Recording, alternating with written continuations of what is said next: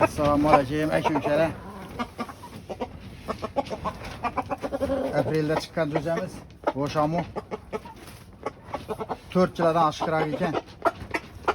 Mana shu makallarni jo'jasi o'g'li qaysidan bo'lsa ham shu bittasidan chiqqan. Aka-ukalar. Aprelda chiqqan. Bekarchisi bor. Telegram kanaliga o'tib ko'ringlar, silkasi bor. Zalatiska bilan urushgan. Kulak bilan. Bitta bekarchi bo'lgan aka-ukalar. Yana bekarchi qilamiz xudo xolasa. Zo'r urushqoq jo'ja. O'shamu qop-qora.